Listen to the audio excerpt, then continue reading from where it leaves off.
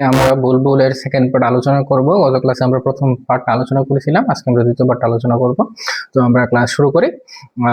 Last month, month মানে হচ্ছে মাস, আর last মানে হচ্ছে গত, মানে গত মাসে বুলবুল বুলবুল ওয়াজ সিক, মানে গত মাসে বুলবুল ওয়াজ সিক, শিক্ষক শব্দের অর্থ হচ্ছে অসুস্থ হওয়া, মানে অসুস্থ হয়ে গিয়েছিল। লাস্ট মান্থ গত মাসে বুলবুল ওয়াজ সিক মানে বুলবুল অসুস্থ হয়ে গিয়েছিল ফর 2 days। 2 days মানে 2 দিনের, ফর মানে জন্য, মানে 2 দিনের জন্য বুলবুল অসুস্থ হয়ে গিয়েছিল। সুতরাং বা তাই, তাই he could not come to collect, he could not come মানে সে আসতে পারে নাই, টু কালেক্ট মানে সংগ্রহ করতে, দা রাবিশ ময়লা, মানে হি কুড নট কাম সে আসতে পারেনি, টু কালেক্ট মানে সংগ্রহ করা, সংগ্রহ করতে, দা রাবিশ ময়লা, যেহেতু সে অসুস্থ ছিল এই জন্য সে ময়লাগুলো সংগ্রহ করতে আসতে পারেনি।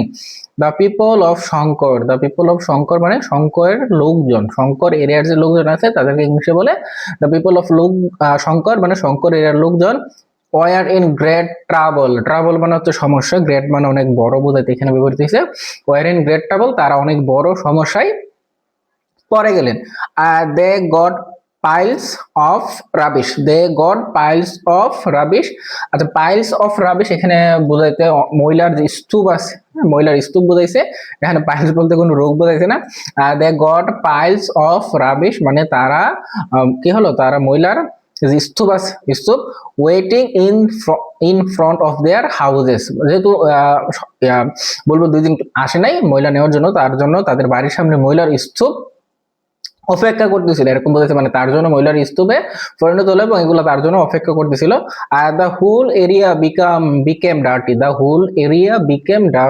হোল এরিয়া মানে সম্পূর্ণ যে এরিয়া আছে বা এলাকা আছে, বিকেম ডার্টি মানে নোংরা হয়ে গেল। এন্ড আনহাইজেনিক এটার উচ্চারণটা হবে আনহাইজেনিক মানে হচ্ছে অস্বাস্থ্যকর, আনহাইজেনিক উচ্চারণ হচ্ছে আনহাইজেনিক, অস্বাস্থ্যকর, মানে the whole area became dirty, পুরো এরিয়াটা বা এলাকাটা ডার্টি মানে নোংরা হয়ে গেল, এন্ড আনহাইজেনিক এবং অস্বাস্থ্যকর হয়ে গেল। হোয়েন যখন বুলবুল গট ওয়েল, যখন বুলবুল সুস্থ হলো, হোয়েন যখন বুলবুল গট ওয়েল মানে বুলবুল সুস্থ হলো, হি ক্যাম সে আসলো, এটা কিন্তু কাম না, এটা ক্যাম আসলো, ক্যাম ব্যাক মানে সে ফিরে আসলো, টু শঙ্কর মানে শঙ্কর বা শঙ্কর নামে যে জায়গা আছে সেখানে সে আবার ফিরে আসলো। সে কালেক্টেড মানে সংগ্রহ করলো, এভরিথিং সবকিছু, ফ্রম অল দ্য বিনস মানে যতগুলো বিনস ছিল বা ময়লার স্তূপ ছিল বা জুড়ি ছিল, এই জুড়িগুলো থেকে সে সবগুলো ময়লা কি করলো, সংগ্রহ করলো। বুলবুল ডাজ নট ওয়ান্ট মানে বুলবুল চাইনি টু ফল সিক এগেন মানে বুলবুল আবার অসুস্থ হতে চাইনি বা অসুস্থ হয়ে পড়তে চাইনি। বুলবুল ডাজ নট ওয়ান্ট মানে বুলবুল চাইনি টু ফল সিক এগেন মানে আবার অসুস্থ হতে বা অসুস্থ হয়ে পড়তে। হি রিয়েলাইজ মানে হচ্ছে উপলব্ধি করে, রিয়েলাইজ মানে সে উপলব্ধি করলো। ইফ হি স্টপস যদি সে স্টপ করে, বন্ধ করে, ওয়ার্কিং মানে কাজ করা, even for a few days,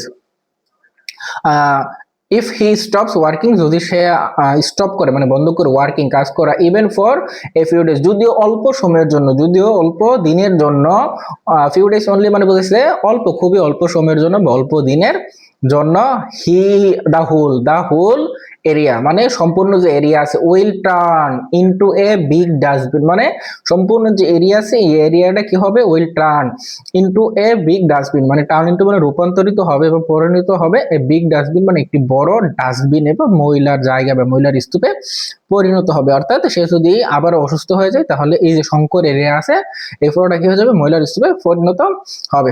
আচ্ছা, now ask the answer the question in pairs, এই যে প্রশ্নগুলো আছে এগুলোর উত্তর যদি আপনারা চান আমি করে দিব, আমাকে কমেন্ট করে জানাবেন। ভালো থাকবেন, আসসালামু আলাইকুম।